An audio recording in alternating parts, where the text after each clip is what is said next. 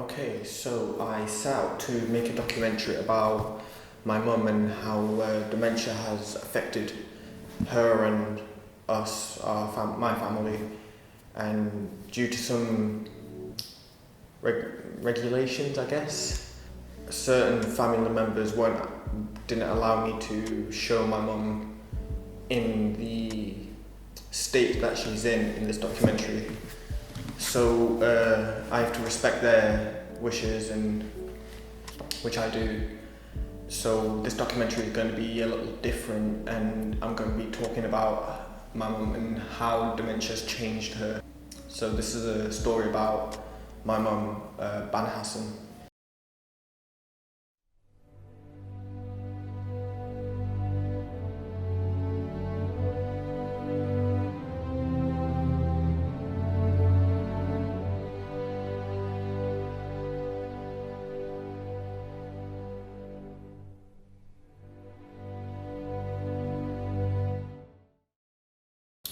So when she was diagnosed in 2012, I think it was, I wasn't fully aware of everything because I was very young at the time, and I knew that something was going on with her, because I noticed, she changed a bit, but I wasn't fully aware.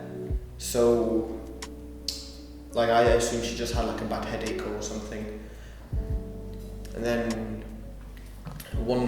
after a while, I went to visit my brother, and during, I went to stay over at the weekend with him, and over, that period of time, he sat me down and asked me, Nora, do you know what's, going on with your mum? I was like, I know she's stressed and ill at the moment, but I'm not too sure. Then, he explained it all. Oh, she's got dementia, her brain's like this, she's going to be forgetting. So, that made me realise, oh, okay. But I hadn't, I hadn't fully, come to the realisation that, okay, yeah, she was proper ill. And but I just assumed, she's forgetting for now, it'll get better. My dad was a lot informed on my mum's illness because obviously, when she got ill, he took her to the hospital and sat with the doctors and, got the whole info on, her. And, I think he realised that, okay, since mum or his wife can't do anything, he's going to have to take on a lot of responsibility and, do the things he does, but also has to do the things that she used to do for us. So he's basically, a mother and father. And he had a lot more insight and information on the matter, so I went to interview him, and well, I learned a lot from him and about what my mum has been through and what he's been through as well. Assalamu alaikum, Baba. Alaikum salam. You okay? I am okay. When did you notice that mum had changed and you noticed that, something was wrong? Well, November 2011, we noticed something wrong with Ban, your mum, and she started forgot something to do it. When we asked her, she started sitting on the front the table, front the TV, few hours. Then she leave the TV on and go upstairs, get sleep. And when I come back from the work, I see the TV on and she on the bed. And when I ask her, oh, I forgot, I am sorry. Slowly, she started forget a lot. How's this had an impact on you and our family? That's very heavy for me and for your sibling and for full family. And that time I took responsibility for everything to do it by myself. Plus I have her parents, your grandmom and your granddad, close to our house. Plus I take care about them as well. Can you describe the stages of Mama's deterioration like of her health, like from the beginning to the middle and end. Okay. I get married with Ban in 1st June 99, and she was very pretty, very clean, very beautiful, and she wearing nice, she matching all the clothes and do decoration and food, cooking very nice food. She collect very nice big community friends, because in the black man big Iraqi community, and she collect friend, attracted friend for her. Then, as I said, in October 2011, people started no contact her, and when invite them to our house, no coming.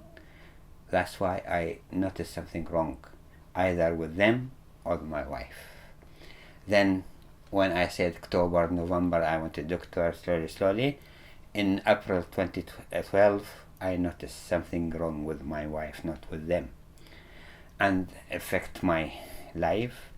I took responsibility for my kids plus my wife. Then I spoke with a doctor and social worker. They said, okay, we will keep her in care home once a week. Then slowly, after 3 months, keep it. They said no. Then now get worse. Keep it 3 days. Then we moved from Blackburn to Manchester because the specialist doctor,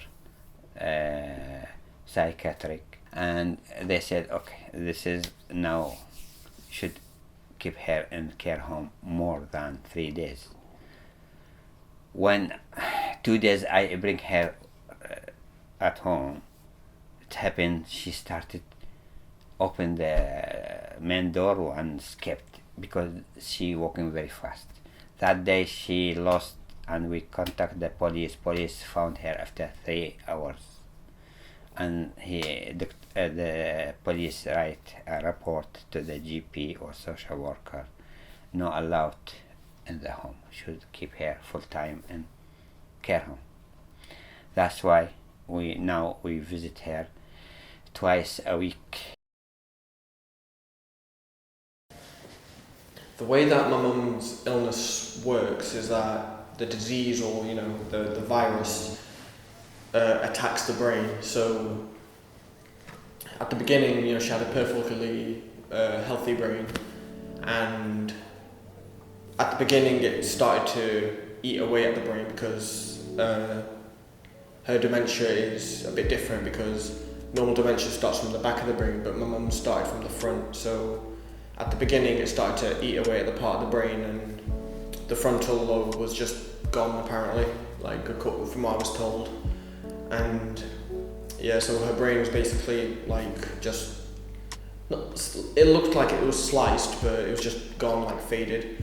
And over time that gradually increased and got worse. And now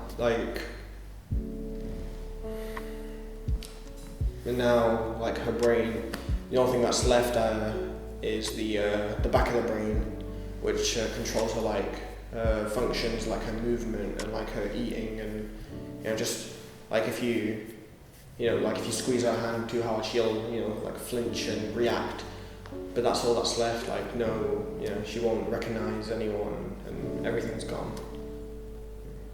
Now that my mum is in, her illness has progressed a lot, and we've had to put her into a full-time care. And she's got a carer, and she's caring for my mum full-time and 1-to-1 24/7. And obviously she knows a lot about the illness, because she wouldn't be in the job if she wasn't aware of things. And she knows a lot of behind the scenes and a lot of the information that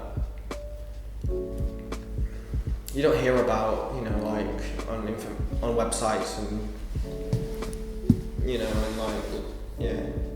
and so I went to interview her as well, and learned a lot as well about her job and how caring she is for my mum, and how helpful she's been to our family. by helping, care for my mum. My name's Julie Callery. I'm a care assistant and I have been for the past 7.5 years. What are your day-to-day activities working with people who have dementia, and if you can walk us through an average day? An average day, because I do one-to-one care, it's a case of assisting up in the morning, assisting into the lounge, assisting with breakfast, talking, and just making sure they have a comfortable day. And where activities can be used, we'll do activities as well. How long have you cared for my mum? It was 7 years this year. And can you share a memory or an experience working with my mum? I suppose it'd be when I first met your mum in November 2013, and I was asked to come in because there was a lady that needed one-to-one care, and I was confronted by a beautiful lady singing, dancing, clapping, a lady that would sit at the table with me and play dominoes, a lady who taught me in her own way how to count to 10 in Arabic, and that was it. That bond was there immediately. She held my hand and we just walked, and she'd sing and I'd ask her questions, she'd reply. She'd ask me questions, I'd reply, but your mum would repeat and repeat and repeat the same question. But the singing, the dancing, she'd say her children's names, Norzine, Nareem, constantly, yeah. Do you know if there are any treatments for dementia? There's no treatments for dementia, it's a progressive illness, and unfortunately, as yet, there are no treatments for dementia. Normally dementia occurs at the later stages in life, but what are your thoughts on someone like my mum getting it earlier? Is it a rare case, or is it something that's on the rise in this day and age? To me, it was rare when I first met your mum. I couldn't believe it. So young, with 3 young children, couldn't believe it. But I find now you can't just associate it with the elderly. Younger people are, suffering with this illness, this disease. Overall, we've managed to, get through this stage of our lives, and relatively. I mean, we still go see her. It's sad seeing her like that, but it's just what's done is done, and I feel sorry for my dad, because he's been through a lot and he's had to take on a lot of responsibility, and it's just tired him out.